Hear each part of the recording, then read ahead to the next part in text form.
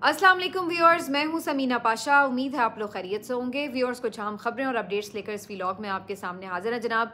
खबरें बड़ी इंपॉर्टेंट हैं क्योंकि अब हो चुका है जश्न आज़ादी शुरू और बेसिकली 14 अगस्त का जो एक जश्न मनाया जाता है वो मनाया ही जाता है। तकरीबन 13 अगस्त की रात से ही काम शुरू हो जाता है और फिर दिन में 14 अगस्त को भी हम तकरीबात वगैरह देखते रहते हैं। तो इस सिलसिले में आपको पता है कि बड़ा इंपॉर्टेंट था ये मामला इस वजह से भी क्योंकि पाकिस्तान तहरीक इंसाफ की तरफ से भी कॉल दे रखी थी इमरान खान साहब ने कि आप लोगों ने निकलना है आज़ादी की रात और साथ में पाकिस्तान तहरीक इंसाफ का परचम लेकर भी निकलना है। तो इस दफ़ा आपने सिर्फ आज़ादी नहीं बल्कि हकीकी आज़ादी के लिए निकलना है और इसके लिए मुख्तलिफ शहरों में आज रैलीज़ का इनेकाद किया जाना था। इनकी अपडेट्स आपको देते हैं, इसके साथ साथ कुछ अहम दिन भर की खबरें भी आपके साथ शेयर करते हैं। आज शहबाज गिल के भाइयों की जो समाअत हुई बाजियाबी के केस की, उसके ऊपर थोड़ी बात करेंगे। इमरान खान साहब की टीम का एक लीगल टीम का मेंबर आज वापस आ गया है और ये कुछ इशारा तो नहीं कि कोई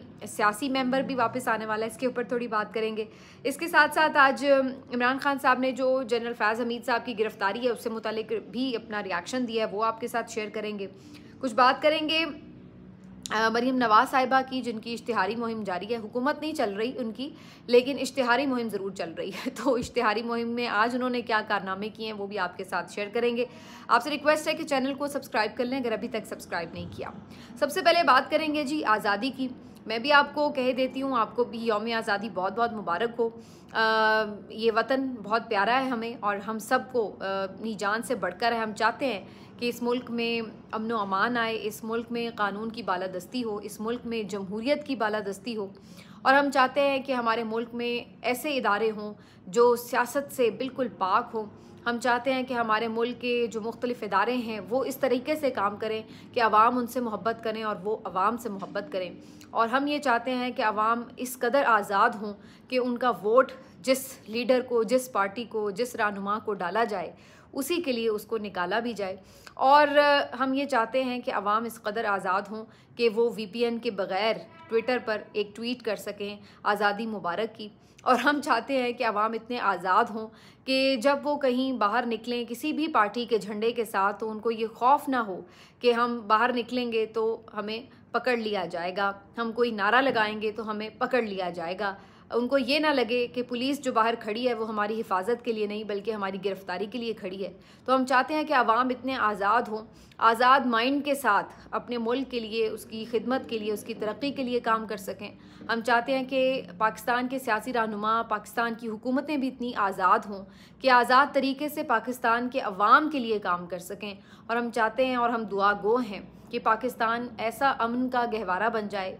अब तो ये ख्वाब की बातें लगती हैं लेकिन ख्वाब भी पूरे हो ही जाते हैं। तो हम चाहते हैं कि ये इस तरह का मुल्क बन जाए कि जिससे सब प्यार करें और इसको कोई छोड़ के जा ना पाए। उसका दिल करे कि वो इसी मुल्क में दफन हो, इसी मुल्क में जिए, इसी मुल्क में मरे और इसी मुल्क की मट्टी में मट्टी हो जाए। ये हम चाहते हैं। अल्लाह करे कि हमारे ये ख्वाहिशात, हमारी ये दुआएं, हमारे ये ख्वाब कभी पूरे हो जाएं। लेकिन जी आज़ादी नाइट को आज इमरान खान साहब की तरफ से जो कॉल दी गई थी वो ये थी कि आप लोगों ने निकलना है। अब सबको पता है कि खैबर पख्तूनख्वा में तो लोगों ने निकलना ही था और निकलने में कोई रुकावट भी नहीं हुआ करती। और वहाँ पर जो एक मैसिव सपोर्ट है पाकिस्तान तहरीक इंसाफ की, उसकी वजह से वहाँ पर बहुत बड़ी बड़ी रैलीज़ भी निकलती हैं और निकाली जाएंगी, ज़ाहिर है, और निकली भी हैं। तो वो कोई इतने अचंभे की बात नहीं होती कि आपने वहाँ पर कोई बहुत बड़ी रैली निकाली है। लेकिन बहरहाल एक बार बार मुजाहरा खैबर पख्तूनख्वा की तरफ से इस लिहाज से बहरहाल बहुत इम्पॉर्टेंट है। ये एक इम्पॉर्टेंट पॉइंट है कि अगर एक सूबे के अवाम इस तरह कमिटमेंट के साथ इतनी बड़ी मेजॉरिटी में एक पार्टी और एक लीडर के साथ जुड़े हुए हैं तो ये भी फ़ैसला साज़ों को बहुत हद तक ये बात सोचने पे मजबूर करती है कि फिर आपने उस पार्टी या उस लीडर को किस हद तक दीवार से लगाना है। क्योंकि एक पूरा सूबा आप समझ लीजिए कि बिल्कुल आप एक ऐसे रिस्क पर डाल देते हैं कि जहाँ पर कुछ भी, अल्लाह ना करे, कुछ भी छोटा सा वाक़या भी एकदम कोई चिंगारी भड़का सकता है। तो ये इस वजह से तो बहरहाल खैबर पख्तूनख्वा की जो भी प्रेजेंटेशन है, जो भी प्रोटेस्ट हैं, जो भी उनके आप इवेंट्स देख लें, वो सब इस लिहाज से तो बड़े इंपॉर्टेंट हैं कि जब आप बिग इवेंट्स करते हैं वहाँ पर भी तो उसका ये असर तो ज़रूर होता है कि कोई सोचने पे ये मजबूर हो जाए कि भाई इस सूबे का आपने क्या करना है। बाकी जगहों पे अगर आप चुप करवा भी लेंगे लोगों को तो इधर से क्या सूरत हाल होगी, ये एक बहुत बड़ा सवाल है। और आप यकीन करें कि 2-2.5 साल से जो कुछ हो चुका है पीटीआई के साथ और उसके बावजूद जो कुछ नहीं हुआ, उसकी वजह भी शायद एक बहुत बड़ी वजह भी यही है कि इस सूबे के अवाम फिर क्या करेंगे, ये एक बहुत बड़ी वजह है। तो बहरहाल आज भी हमने देखा कि पूरे सूबे में ही मुख्तलिफ शहरों में रैलीज़ निकाली गई। ख़ास तौर पर मैं जिक्र करूँगी शाहिद खटक ने बहुत बड़ी रैली निकाली, वैसे भी बड़े वोकल रहनुमा हैं, बड़े जज्बाती भी हैं, और शाहिद खटक ने आज बहुत बड़ी रैली निकाली। फिर शेर अफजल मरवत साहब ने लकी मरवत में जो जलसा किया है वो भी बहुत बड़ा था। शेर अफजल मरवत साहब यूँ भी क्राउड पुलर हैं, वो उनका हल्का भी है, और ज़ाहिर है फिर साथ में पीटीआई की इमरान खान की सपोर्ट भी है, तो उन्होंने भी आज बहुत बड़ा एक मुजाहरा किया है। जलसे में खिताब करते हुए उन्होंने ये बड़ी इंपॉर्टेंट बात की कि यहाँ पर जो लोग मौजूद हैं इस बात का इजहार है कि लोग मुझे इमरान खान के साथ देखना चाहते हैं। तो बेसिकली उन्होंने अपनी ही पार्टी को मैसेज दिया है।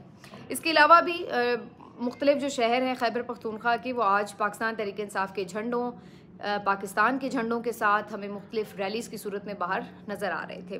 पंजाब की अगर बात करें तो वहाँ पर पाकिस्तान तहरीक इंसाफ का कोई बहुत बड़ा लीडर तो हमें उस तरह से रैलीज़ निकालते हुए नज़र नहीं आया, और लाहौर में तो कम ही हमने कोई मुजाहरा वगैरह या कोई रैली देखी। अलबत्ता यहाँ पे अगर कोई लीडर हमें नज़र आया तो बहरहाल वो मुल्तान में नज़र आया, जहाँ पे ज़ैन कुरैशी और मेहरबानो कुरैशी लीड कर रही थी एक रैली को, तो वो एक अच्छी बड़ी रैली थी। फिर उसके अलावा हमें सरगोदा, गुजरात और मुख्तलिफ और शहरों में रैलीज़ नज़र आई, सियालकोट में कुछ और जगह पर, जहाँ पर ये रैलीज़ निकाली गई इमरान खान साहब और साथ ही साथ ये जो पीटीआई के झंडे और यानी पाकिस्तान के झंडों के साथ। अच्छा, एक बड़ी इंटरेस्टिंग बात है कि जो एक और नौजवान रहनुमा हैं यहाँ पर पाकिस्तान तहरीक इंसाफ के, सद्दाम खान तरीन, उन्होंने रावलपिंडी में एक बहुत ज़बरदस्त रैली निकाली, और वो वाकई बड़ी ह्यूज रैली थी, और फिर पिंडी में उन्होंने निकाली। तो पंजाब के किसी भी शहर में बड़ी रैलीज़ का इनेकाद यकीनन पाकिस्तान तहरीक इंसाफ के लिए हौसला अफजा है।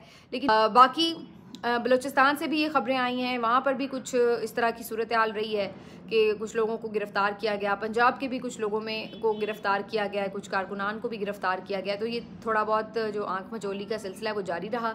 अलबत्ता मैं नहीं भूलूँगी ज़रताज गुल साहिबा का नाम लेना, जिन्होंने अपने तौर पर जुनूबी पंजाब में रैली निकाली है बड़ी, और उन्होंने आज उनकी एक वीडियो भी बड़ी वायरल हुई थी जहाँ पे वो पाकिस्तान का झंडा ख़रीद रही थी, और वहाँ पर उन्हें एक पुलिस ऑफिसर ने जिस तरह से आप क्या कह सकते हैं, हरास ही किया कहना चाहिए, क्योंकि एक तरह से उन्हें मना भी कर रहा था झंडा ख़रीदने से, उनके साथ बहस मुबाहिसा कर रहा था, उनके सामने खड़ा हो गया, जिसके ऊपर फिर ज़रताज गुल ने बड़ी वहाँ पर नारेबाजी भी की। उस वक्त तो हालांकि वो झंडा भी सिर्फ पाकिस्तान का ख़रीद रही थी, वो कोई पीटीआई का साथ झंडा नहीं ख़रीद रही थी, लेकिन उन्हें अंदाज़ा था पुलिस वालों को कि इन्होंने रैली के लिए ही तैयारी करनी है, और इवेंचुअली वो इसमें पीटीआई का झंडा भी लेंगी और साथ में फिर रैली भी निकालेंगी। तो मेरा ख्याल है वो इसी वजह से ज़रताज गुल साहबा के आसपास मौजूद थे।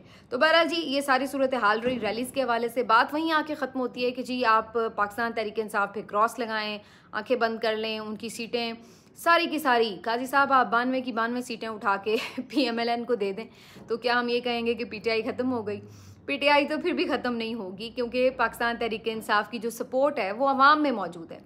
अगर अवाम से उनकी सपोर्ट ख़त्म हो जाती है तो फिर भले उनके पास कोई सीट है या नहीं है, वो फिर मायने ही नहीं रखती। तो पीटीआई को आप कभी इस तरह ख़त्म करते हैं कि बल्ले का निशान ले लेते हैं, तो आप कहते हैं पीटीआई ख़त्म हो गई। कभी आप उनसे सीटें छीन लेते हैं, कभी मखसूस नशिस्तें छीन लेते हैं, कभी कुछ छीन लेते हैं, और फिर ये सोचते रहते हैं कि पीटीआई ख़त्म हो गई। तो बात यह है कि पीटीआई तो इन रैली से मज़ीद हमें पता चलता है कि लोग मुतहरिक भी हैं, और इसके बावजूद कि उन्हें आइडिया है कि इस वक्त पीटीआई के झंडों के साथ निकलना उनके लिए मुश्किल होता है, फिर भी वो इतनी बड़ी रैलीज़ निकाल रहे हैं। तो दैट शोज़ कि एक वहाँ पर आवाम के अंदर स्टिल एक बाहर निकलने का जज्बा तो हमें नज़र आता है। बाकी जी कुछ मज़ीद अहम ख़बरें शामिल कर लें। इमरान खान साहब ने जो जनरल फैज़ हमीद साहब के हवाले से रिएक्शन दिया है वो बड़ा दिलचस्प है। जनरल फैज़ हमीद की गिरफ्तारी पर इमरान खान साहब ने कहा है कि ये तो इदारे का अंदरूनी मामला है और अगर इसको 9 मई के मामले से जोड़ा जा रहा है तो ये तो ज़्यादा अच्छी बात है कि अब इसी बहाने 9 मई के ऊपर जुडिशल कमीशन बना दें और फिर इसकी तहकीकात करवाएं कि किसका इसमें क्या किरदार है। तो ये उन्होंने फिर जिस तरह से उसको एक्सप्लेन कर दिया और अपना वही मुतालबा फिर से उन्होंने दोहरा दिया है। ये अगेन ये शो कर रहा है पीटीआई ने बड़ा इसको, आप देखिए जो जनरल फैज़ हमीद की गिरफ्तारी है ना उसको बड़ा टैक्टफुली लिया है। कोई उन्होंने ऐसा स्टेटमेंट भी नहीं दिया जिससे ये तासुर मिले कि जी पीटीआई बड़ी कमज़ोर फील कर रही है। कोई उन्होंने ऐसा तासुर भी नहीं दिया जिससे ये मिले कि पीटीआई कोई परेशान है इससे या कोई उसको इस बात की किसी तरह की भी कोई फ़िक्र है। बल्कि मुझे तो ये लगता है कि पीटीआई ख़ुद भी जनरल फैज़ हमीद से कोई इतनी खुश नहीं है। उन्हें भी पता है कि जो रजीम चेंज हुआ उसमें जहाँ जनरल बाजवा मुलविस थे तो वहीं जनरल फैज़ पूरी उनके साथ सपोर्ट कर रहे थे।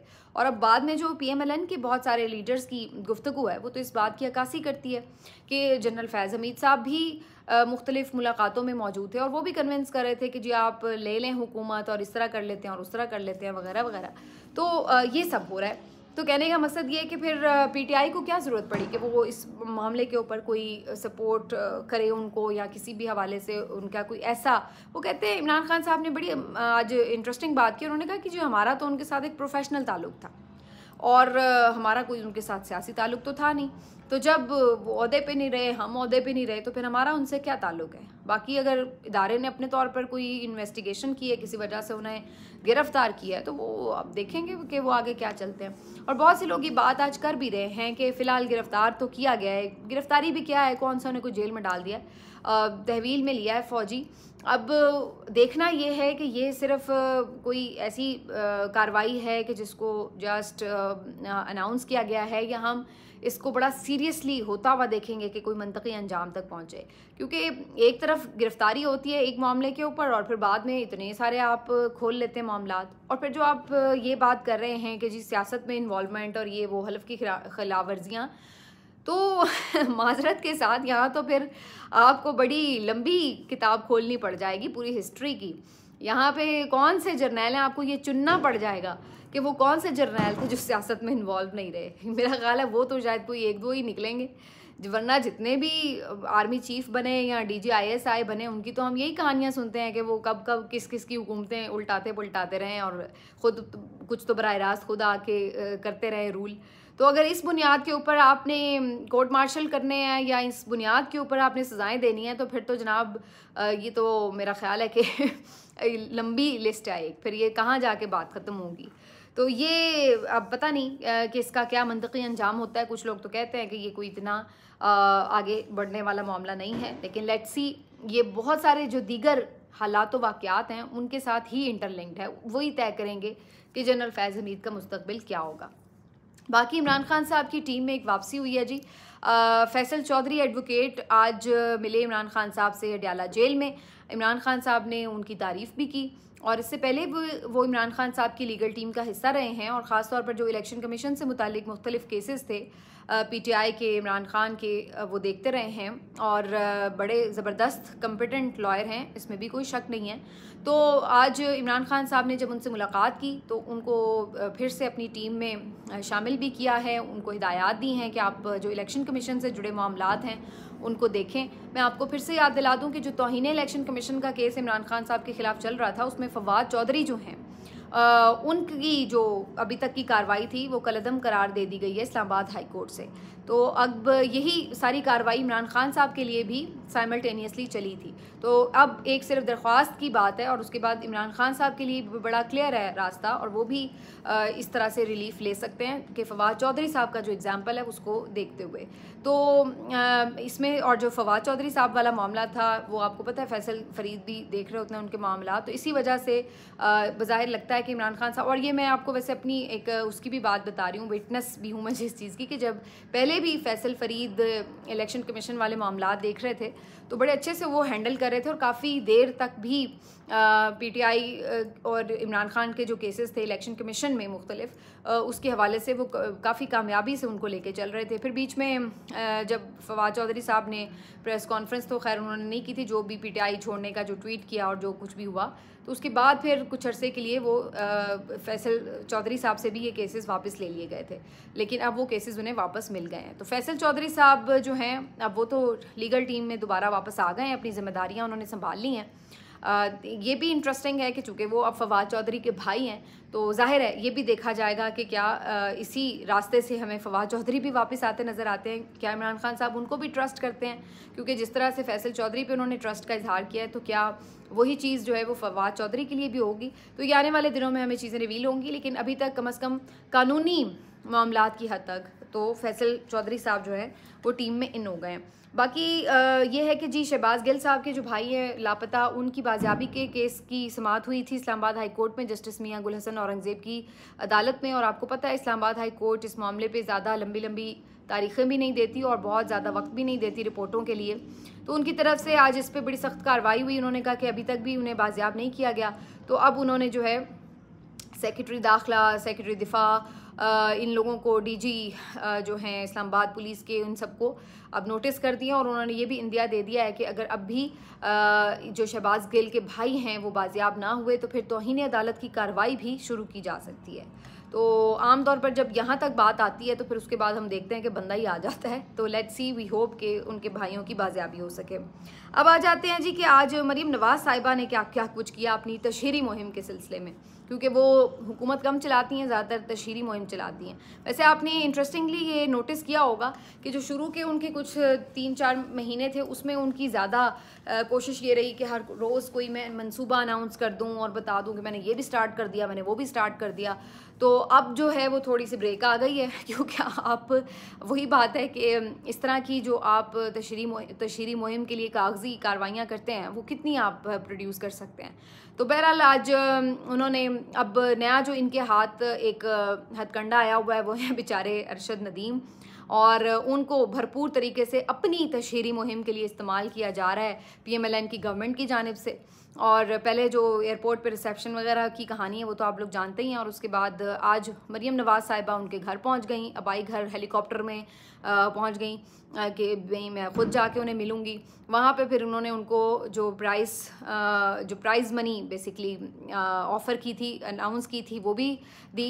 10 करोड़ का उन्होंने ऐलान कर रखा था और साथ में उन्होंने एक गाड़ी उन्हें गिफ्ट की, सिविक, होंडा सिविक। और ये जो सिविक गाड़ी है इसका नंबर बड़ा इंटरेस्टिंग है, और जो उन्होंने जिस रफ्तार से वो जेवलिन जो थी वो थ्रो की थी उसी रफ्तार के नाम जो नंबर हैं वो इस गाड़ी की नंबर प्लेट है, यानी 92.97, और बड़ा अच्छा नंबर है। वैसे अभी तक जितनी भी इन्होंने तशहीरी मुहिम में चीज़ें की उनमें से अगर कोई चीज़ अच्छी है वाकई और जो इंटरेस्टिंग भी है और मेरा ख्याल है कि वो डिज़र्व भी करते हैं, तो वो ये बात थी कि उनको जो गाड़ी का नंबर मिला है वो बड़ा इंटरेस्टिंग है। तो ये जिसका भी आइडिया था बहरहाल अच्छा था, लेकिन बाकी है कि जी वो खुद पहुंची, फिर उनका जो जीता हुआ मेडल है उन्हीं को दोबारा पहना रही हैं, ऐसे जैसे वो खुद अपने घर से लेके आई हैं उनके लिए।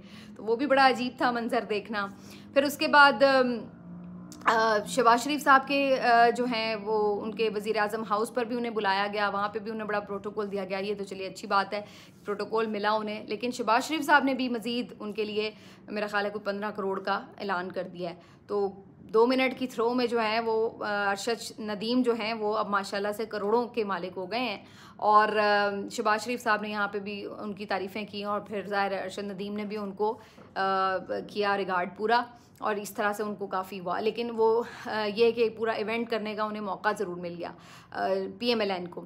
फिर आज मरीम नवाज साहिबा ने आज एक और जो काम किया वो ये कि न्यूयॉर्क सिटी में जो टाइम स्क्वायर है, जहाँ पे महंगी तरीन पब्लिसिटी होती है इसकी स्क्रीन के ऊपर, वहाँ पर अपना इश्तिहार चलवाया जो नवाज शरीफ मीडिया सिटी के हवाले से है। और वो अपनी तरफ से उसको बड़ा अच्छे तरीके से ये बता रही हैं कि जी जैसे उन्होंने कोई एक्नॉलेज करके फ्री में कोई चला दिया है। भाई अगर मेरे पास पैसे हों मैं अपना कोई भी काम वहाँ पे इश्तिहार की सूरत में चलवा दूँ, तो ये कौन सी बड़ी बात है। और वो भी आपने पैसे जो हैं वो भी पब्लिक मनी है, बेसिकली वो टैक्स पेयर की मनी है, वो पंजाब हुकूमत की पैसे हैं जो आप अपनी तशहीरी मुहिम पे खर्च कर रही हैं कि जी वहाँ पे मैं चलवा दूँ अपनी तस्वीर। वही जो तस्वीर का मैंने आपको बताया हुआ है कि उन्हें शौक़ है कि हर जगह उन्हें तस्वीर अपनी नज़र आए, अपना नाम नज़र आए, तो वो उन्होंने उसी की तस्कीन के लिए जो है वो वहाँ पर चलवा दिया। उसमें भी जो पैसे उजाड़े जा रहे हैं, उड़ाए जा रहे हैं, वो भी हमारे ही पैसे हैं। फिर जो अभी इनाम वगैरह दे रहे हैं आप, भाई आप दें, मैं तो खुश हूँ कि चलें, अरशद नदीम को बिल्कुल इनकरेज किया जाना। वो सारे इनामात जो पैसे हैं वो भी तो आप पब्लिक मनी से दे रहे हैं, वो डिज़र्व करते हैं, तो उसमें फिर आप लोग अपनी तशहीरी मुहिम क्यों करें। मैं ये क्यों कह रही हूँ, मैं ये इसलिए कह रही हूँ कि ये लोग जब भी कोई इस तरह का काम कर रहे हैं ना कि जी उनको कोई प्रोटोकॉल दिया, उनको कोई गाड़ी दी, उनको कोई इनाम दिया, साथ ही पूछते हैं केपी ने क्या किया, पीटीआई ने क्या किया, अली अमीन गंडापुर ने क्या किया। भाई अगर आपका मकसद तशहीरी मुहिम ना होता तो आप इसको किसी कंपैरिजन में ना कर रहे होते कि जी उन्होंने क्या किया। आप सिंपल ये पूछें कि भाई आप खुश हो के बताएं जी हमारे हीरो आए हैं, हम उनको दे रहे हैं, ख़त्म बात। जब आप ये करते हैं ना कि उन्होंने क्या किया, तो उन्होंने क्या अनाउंस किया और आज वो बड़ा हीरो बन गया, वो छोटा, इमरान खान छोटा हो गया, ये हो गया, तो उससे फिर पता लगता है कि ये सब आप सिर्फ अपनी सियासी गेम खेल रहे हैं। आपका मकसद हीरो को खराज तहसीन पेश करना महज नहीं है, बल्कि उसके नाम के ऊपर बेसिकली आप अपनी सियासी गेम खेल रहे हैं। इस वजह से आप हर चीज़ को कंपैरिजन में करते हैं कि वो बड़ा हो गया, इमरान खान छोटा हो गया, हमने ये कर दिया, हमने वो। भाई आपने क्या कर दिया, आपका क्या है। भाई ये पैसे पड़े मुझे भी ला के दें, मुझे पता है मेरे पैसे नहीं है, मुझे क्या मसला है, मैं भी अनाउंस करके करोड़ों रुपए दे देती हूँ और अपना नाम करवा लूँ जिस मीना पाशा ने बड़े पैसे दे दिए। तो ये कौन सा भाई कारनामा है जिसके ऊपर आप क्रेडिट ले रहे हैं। आप पैसे दें लेकिन उसमें अपनी तशहीरी मुहिम ना करें, उसमें अपनी सियासत ना करें। हालत ये है कि इन्होंने आज एक और कोई इश्तिहार छपवाया हुआ था अखबारात में, और उसमें जो मरीम नवाज़ साहिबा हैं उनकी तस्वीर तो ज़ाहिर मस्ट होती है, उसके बगैर तो छप नहीं सकता। साथ में पाकिस्तान का जो मैप बनाया हुआ उसमें कश्मीर बिल्कुल गायब था। ठीक है, अब जब वो निशानदही हुई और ज़ाहिर पीटीआई वालों ने इसके ऊपर ट्रोलिंग शुरू कर दी और साथ में निशानदही भी की कि ये क्या हरकत है, क्या आपने इसको एक्सेप्ट कर लिया कि जो कश्मीर है वो हमारा हिस्सा नहीं है, क्यों आपने इसके ऊपर कश्मीर गायब कर दिया नक्शे में से पाकिस्तान के। तो उसके बाद इन्होंने क्या किया कि जहाँ जहाँ तो उसकी अमेंडमेंट हो सकती थी, ज़ाहिर अब जब कहीं आप ऑनलाइन हैं, इंटरनेट पर हैं या जो भी इस तरह के ऐप्स पे हैं, वहाँ तो आप कर सकते हैं उसको अमेंड, लेकिन जो इश्तिहार छप चुका है अखबार में वो तो नहीं आप चेंज कर सकते थे। तो वहाँ से कोई चेंज कर के तो आपने आके उसको जो है वो रद्द करने की कोशिश की कि नहीं जी हमने तो पूरा नक्शा लगाया है, लेकिन हकीकत ये थी नहीं। इसलिए मैं कह रही हूँ कि जो एक्सप्रेस अखबार का आप इश्तिहार देख लें, जो छपा हुआ अखबार है उसके ऊपर तो वो नक्शा नहीं है। बाद में आपने जहाँ कहीं ऑनलाइन अखबार है वहाँ पे वो नक्शा पूरा कर भी दिया हो तो उससे फ़र्क नहीं पड़ता, और बाद में इस तरह से आप हरकतें करें। लेकिन ये बेसिकली चीज़ें आपको बताती हैं कि अब तवज्जो जो है वो सिर्फ इस बात के ऊपर है कि जी मरीम नवाज़ की तस्वीर अच्छी वाली लगी है या नहीं लगी, बस। बाकी पाकिस्तान के नक्शे की तस्वीर अच्छी है या नामुकम्मल है या कैसी भी उससे मैसेज आप जा रहे हैं, वर्ल्डली आप देखें क्या मैसेज जा रहा है कि जैसे आप इस बात को एक्सेप्ट कर चुके हैं कि जी कश्मीर नहीं भी है तो इट्स ओके, हम उसको आप सरेंडर कर चुके हैं क्या, जो आपने उसको गायब कर दिया नक्शे में से। तो ये पंजाब हुकूमत की हरकतें हैं। बहरहाल क्या कह सकते हैं। अपना ख्याल रखें, अगले व्लॉग में आपसे फिर मिलते हैं। अल्लाह हाफ़िज़।